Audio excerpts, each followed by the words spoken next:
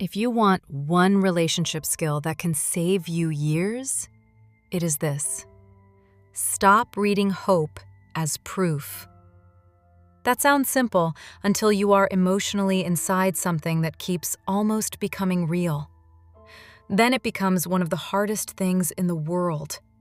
Because when you care, hope does not feel foolish. Hope feels wise. Hope feels generous. Hope feels loving. Hope says, maybe this soft moment means something. Maybe this message means something. Maybe this return means something. Maybe this apology means something. Maybe this time, finally, the relationship is turning into what you always believed it could be. And that is exactly why this matters so much. People do not usually lose the most time in relationships because nothing happened. They lose the most time because enough happened to keep hope alive. A warm night happened. A vulnerable conversation happened. A return happened. A promise happened. A moment of depth happened. A sign happened. And then the mind takes that sign and starts building a whole emotional future on top of it. So today, we are talking about the relationship skill that saves you from that. Not becoming cold, not becoming cynical, not pretending you do not care. Learning the difference between what feels hopeful and what actually counts as proof. Because those two things are not the same, and confusing them is how people stay in painful loops for far too long. If this kind of clarity helps your nervous system settle, subscribe. PsychBond is a daily decoder for psychology, relationships, and avoidant and anxious attachment patterns, so you stop guessing. I want to say this clearly from the beginning. Hope is not stupid. Hope is human. It is normal to want a sign to mean something. It is normal to want one good moment to matter. It is normal to want the person you care about to become more consistent, more clear, more honest, more ready. So this is not a lecture against feeling. It is not me telling you that every soft moment is fake or that every relationship should be judged like a court case. That is not what this is. This is about stopping one very specific mistake: using hope where proof should be. Because the moment hope starts acting like evidence, your judgment gets distorted. You stop looking at the full pattern. You stop asking what is actually changing. You start giving huge meaning to moments that may only deserve curiosity. And that is where people lose themselves. They stop asking, what is the structure of this relationship? They start asking only, how did that moment feel? That is the whole problem. Feeling matters, but feeling alone cannot tell you whether a relationship is becoming safe, stable, honest, or real enough to build your life around. Proof does that. And if you do not learn the difference, you can end up living inside a beautiful emotional story that the actual structure never supports. So, let us define the difference clearly. Hope says maybe. Maybe this time is different. Maybe that text means they finally see it. Maybe that return means they really changed. Maybe their warmth means the relationship is deepening. Maybe that apology means the cycle is done now. Maybe the silence means something different than it used to mean. Maybe they just needed time. Maybe this is the beginning. Proof sounds different. Proof asks, what happened after the warm moment? Proof asks, what happened after the apology? Proof asks, what happened after the return? Proof asks, what happened the next time things got hard? Proof asks, what repeated, not what flashed. Proof asks whether your nervous system is actually steadier or just temporarily relieved. That is the relationship skill. Stop letting maybe function like evidence, because maybe can keep a person emotionally suspended for months or years if they do not demand anything more solid than emotional possibility. This is especially dangerous in relationships that contain real chemistry and real tenderness, because then hope is not built on fantasy alone. It is built on genuine moments. And that is why people get so confused. They think, but it was real. Maybe it was. They think, but there was love there. Maybe there was. They think, but they really did open up. Maybe they did. Proof does not require you to deny any of that. Proof simply asks the harder question. Did any of it become structure? Did any of it become stable behavior? Did any of it become something you could stand on? That is the distinction that saves people. Not denying emotional truth, refusing to let emotional truth overrule structural reality. The first sign you are using hope instead of proof is this. You keep letting one good moment overrule the full pattern. This is probably the most common trap in painful relationships. Something happens that hurts.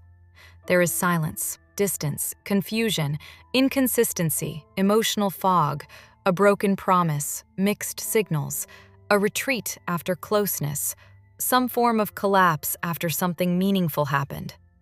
Then, one good moment comes in and wipes the whole emotional whiteboard clean. A warm message, a vulnerable conversation, a real apology, a sweet return, a moment of honesty, a loving night, a gesture that feels emotionally loaded. And suddenly, your whole system wants to start over. That is the trap. Hope says this moment matters more than the pattern behind it. Proof asks a colder question.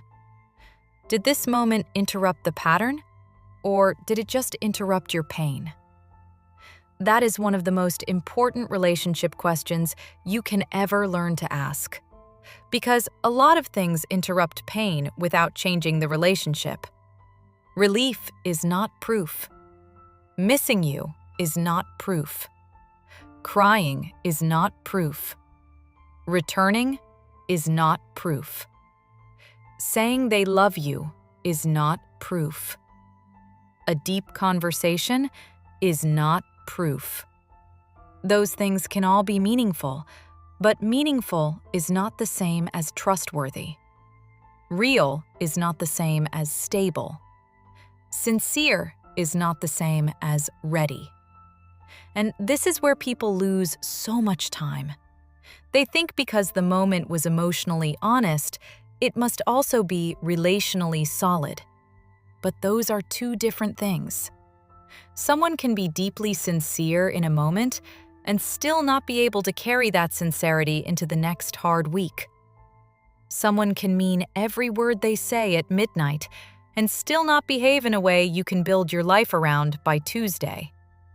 That is why proof matters. Proof lives after the moment, not inside it. Proof shows up in what happens next. Does the warmth become consistency? Does the apology become different behavior? Does the return become clarity? Does the confession become steadiness? Or does the same old instability quietly come back as soon as the emotional heat drops? That is the whole move. You stop measuring the meaning of the relationship by the emotional intensity of its best moments, and you start measuring it by what those moments actually create after they pass. This is especially hard because good moments can feel so relieving. They can feel like oxygen after deprivation. They can make you think, okay, here it is. This is the real thing underneath all the confusion. and maybe it is a real part of the person. But if the good moment never becomes a safer pattern, then what you are calling progress may really just be temporary relief. One of the hardest truths in dating and relationships is that temporary relief can feel almost identical to hope fulfilled. That is why people stay. Not because they are weak, because the nervous system experiences the drop in pain as proof that something important is happening. But a drop in pain is not the same thing as a rise in safety. That distinction changes everything. Another version of this first sign is that every time you start seeing the relationship clearly, one small thing happens and emotionally reopens the whole case. You were almost done. Then they texted. You were almost calm. Then they said something tender. You were almost honest with yourself. Then they came back. You were almost ready to let the pattern mean what it means. Then one charged moment showed up, and your whole internal story reset. That is when hope is functioning like evidence. Because instead of saying, "This is one moment, and I need to see what follows," your system says, "Maybe this changes everything."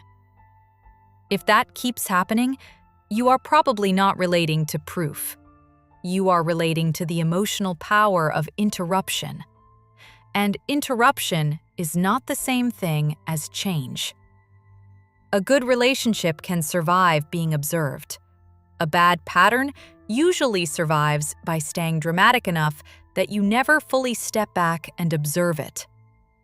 So, the first skill here is simple, but not easy. Stop letting one good moment erase the full shape of the bond. Let the moment matter emotionally, if it mattered emotionally, but do not let it function as evidence until it becomes something repeatable. And one more hard truth belongs here. Sometimes the reason one good moment feels so powerful is not because it was so extraordinary. It is because you were so deprived. When someone has been uncertain, inconsistent, distant, or emotionally hard to read, even basic warmth can feel profound. Even the smallest reassurance can feel life-changing. That is not because you imagined it. It is because deprivation changes scale. And when deprivation changes scale, hope becomes dangerously easy to activate. The second sign you are using hope instead of proof is this. You keep explaining why the pattern should count as progress. This is one of the sneakiest traps because it can sound very thoughtful and emotionally intelligent. You say, "Yes, but they are trying in their own way. Yes, but they are more open than before.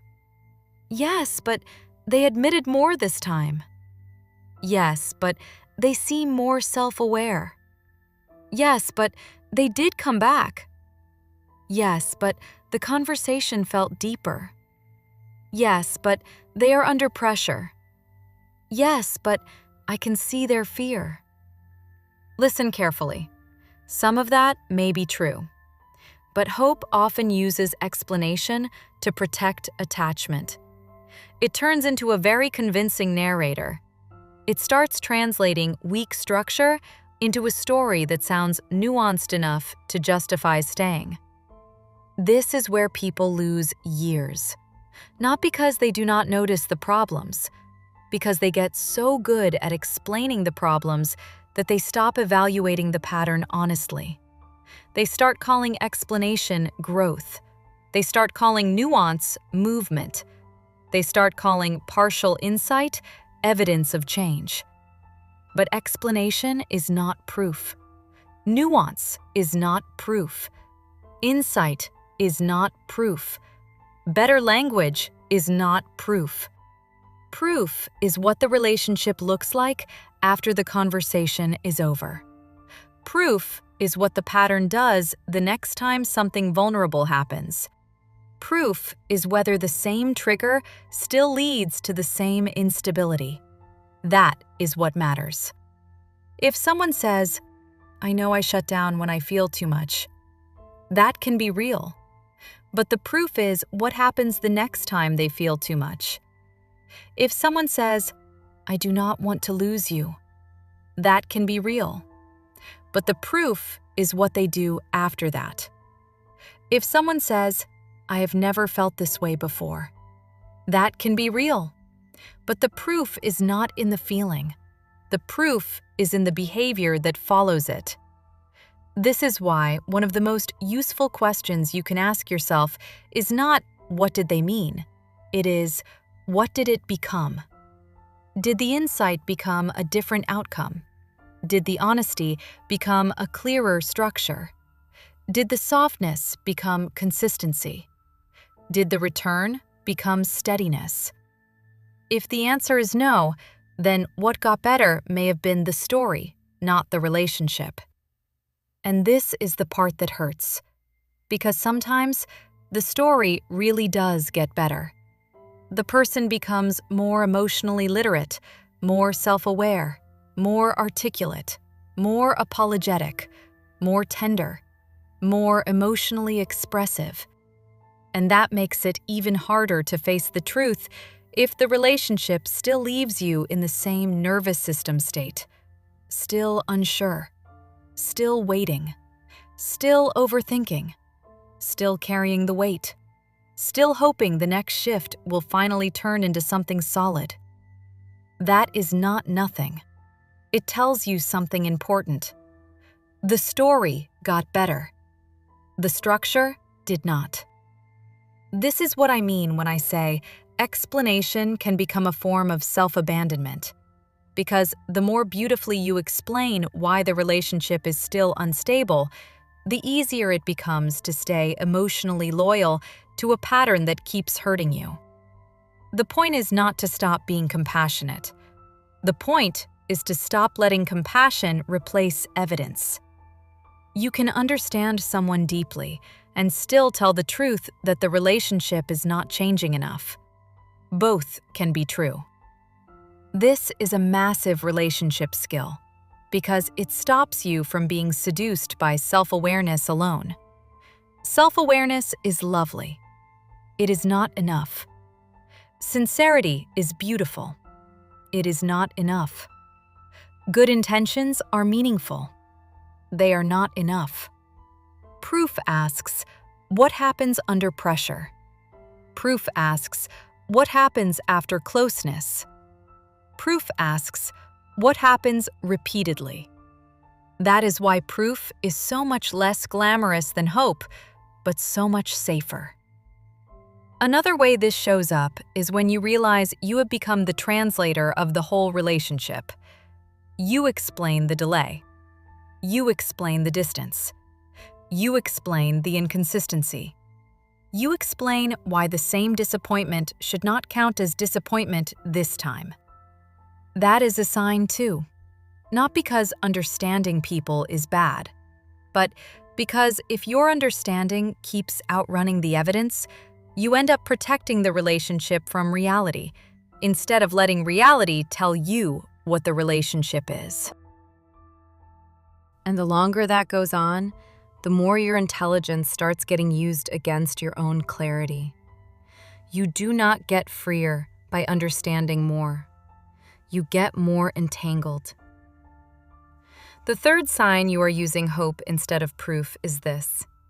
You keep measuring feeling instead of structure. This is the deepest one.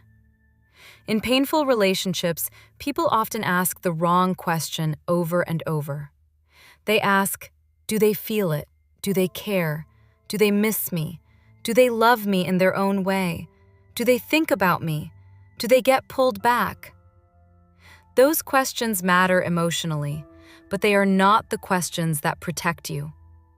Because someone can feel a lot and still not know how to be in a relationship with you in a way that does not keep hurting you.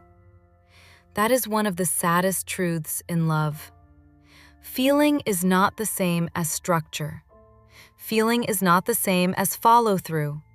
Feeling is not the same as reliability. Feeling is not the same as safety. Feeling is not the same as future. Hope says, if the feeling is real enough, everything else will catch up later. Proof says, what is the structure doing right now? Is there clarity? Is there consistency? Is there repair?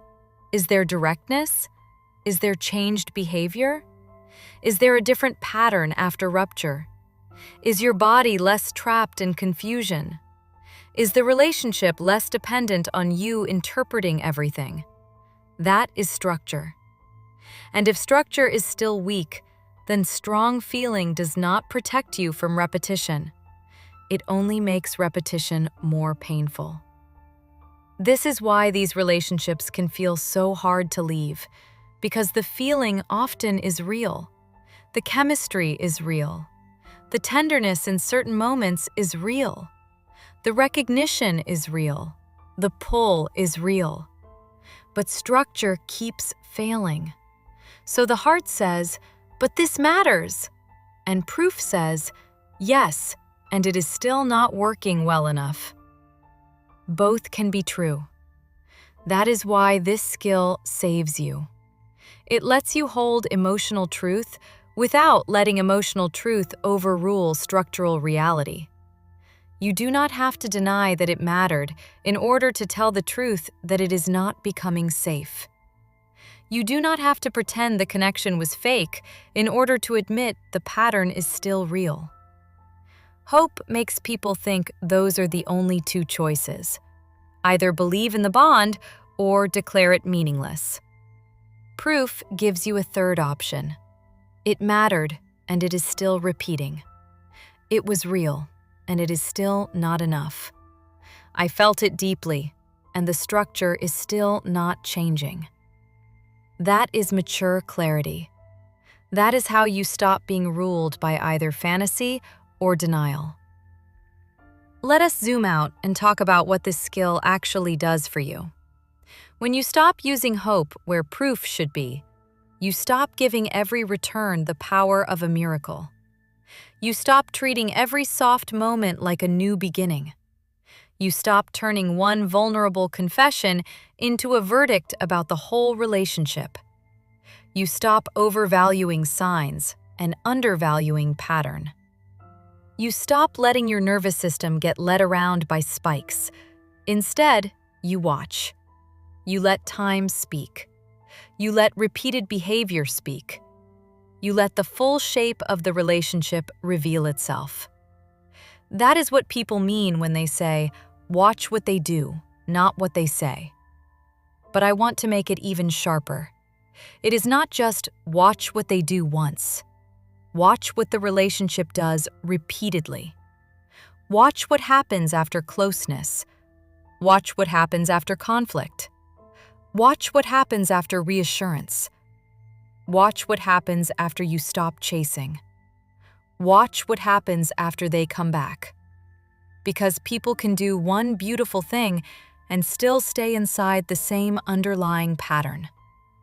Hope falls in love with the beautiful thing.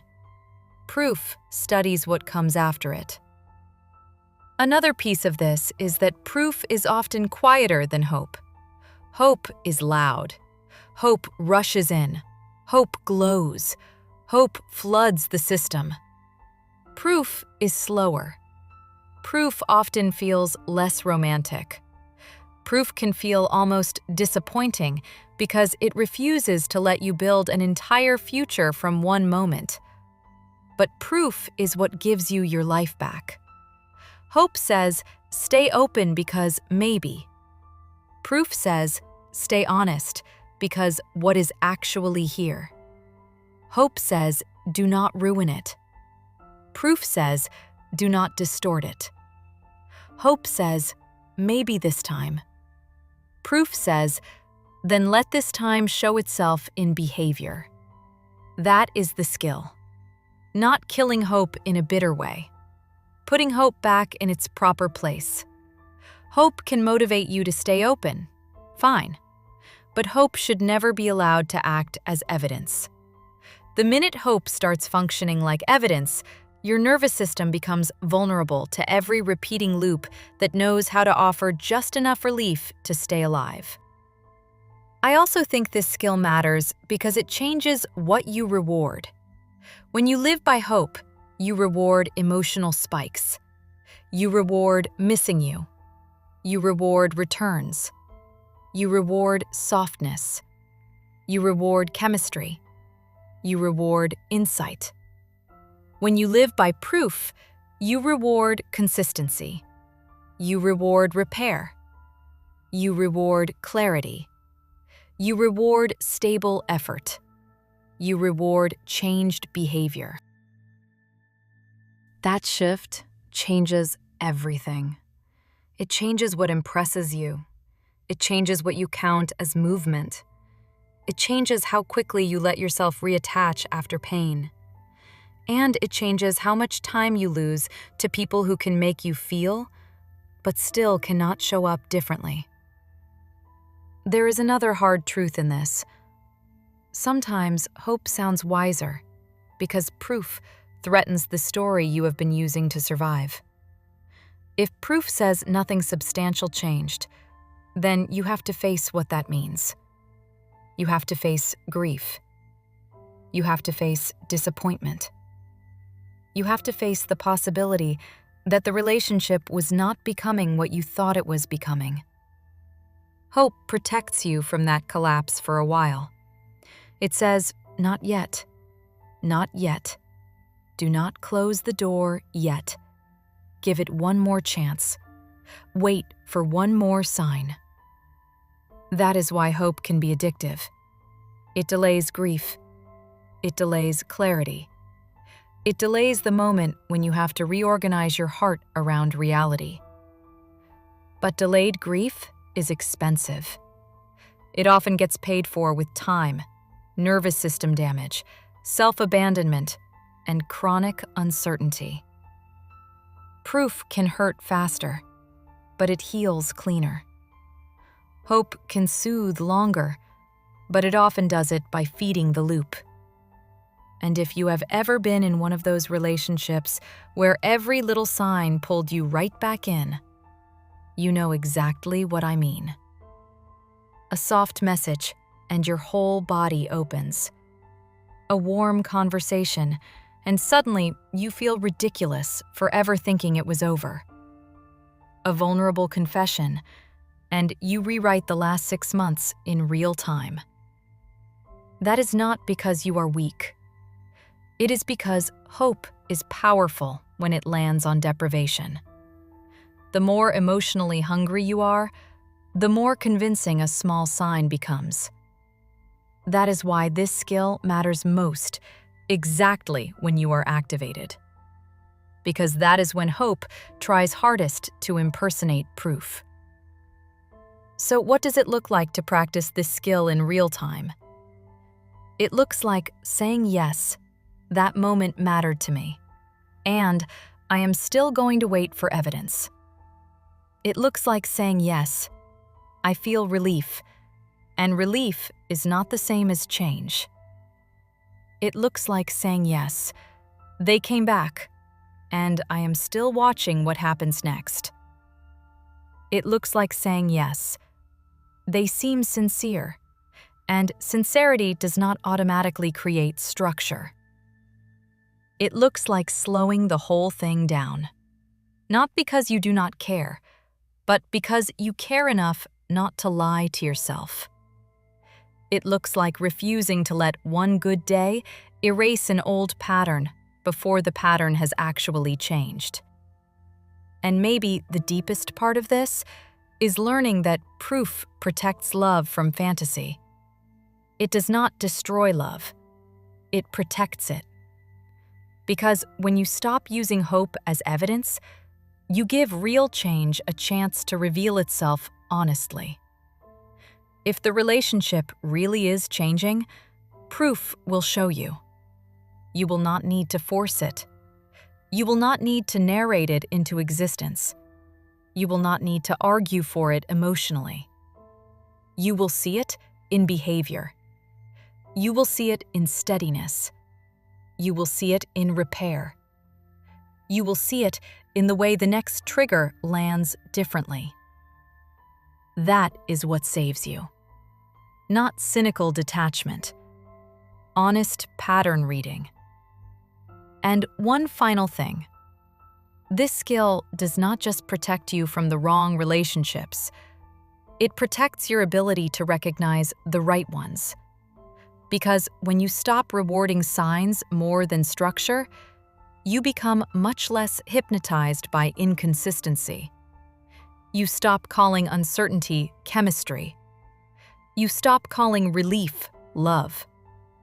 You stop being impressed by the return when nothing underneath it is actually stronger. And that is when your standards start getting cleaner. Not harsher, cleaner. So let us bring it down simply. Stop letting one good moment overrule the full pattern. Stop explaining the pattern in a way that lets you keep calling it progress without real change. Stop measuring feeling more than structure. That is the skill. Stop reading hope as proof.